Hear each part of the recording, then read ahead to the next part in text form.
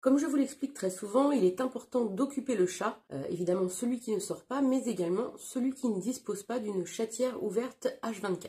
Car sans activité régulière, le chat s'ennuie et l'anxiété s'installe rapidement. Tout cela permet le développement de nombreux troubles du comportement ou même d'une dépression, ce qui peut être très grave, voire mortel chez le chat. Il est pourtant tout à fait possible d'avoir un chat d'intérieur bien dans ses pattes, mais il convient alors de s'assurer de son bien-être au quotidien, aussi bien pour ce qui concerne l'aménagement du lieu de vie que les activités et stimulations qu'il peut avoir. L'activité que je vous propose aujourd'hui est d'une efficacité redoutable avec beaucoup de chats. Elle fonctionne à merveille avec mes 4 chats qui sont pourtant relativement difficiles. C'est une activité très simple à laquelle on ne pense pas toujours, mais qui est vraiment bénéfique pour les chats. Il s'agit tout simplement de la chasse à la ficelle. C'est une activité vraiment très appréciée par quasiment tous les chats. Et en plus très utile pour l'humain également, car elle nous oblige à bouger. L'idée est donc de marcher ou même de courir doucement avec une ficelle suffisamment longue pour que le chat puisse être stimulé. Ainsi, le chat court après, l'attrape, voire même part avec dans la bouche comme il le ferait avec une proie qu'il vient d'attraper. C'est un très bon moyen de stimuler le chat et donc d'agir directement sur son bien-être. Alors attention, on n'utilise pas n'importe quelle ficelle.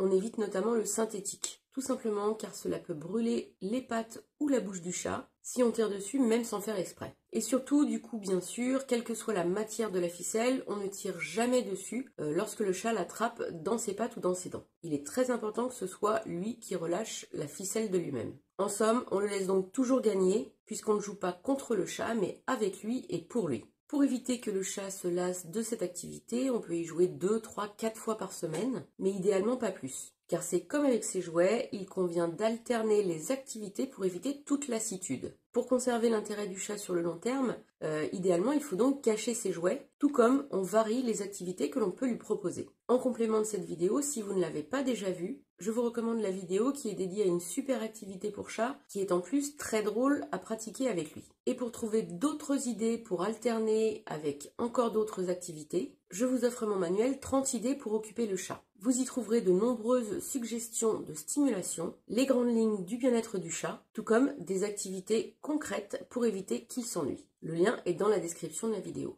Si cette vidéo vous a plu, mettez-lui un pouce j'aime, partagez-la sur les réseaux sociaux et abonnez-vous à la chaîne pour bénéficier gratuitement des prochaines vidéos sur le bien-être du chat et son comportement. Et en attendant la prochaine vidéo, prenez bien soin de vous et de vos loulous!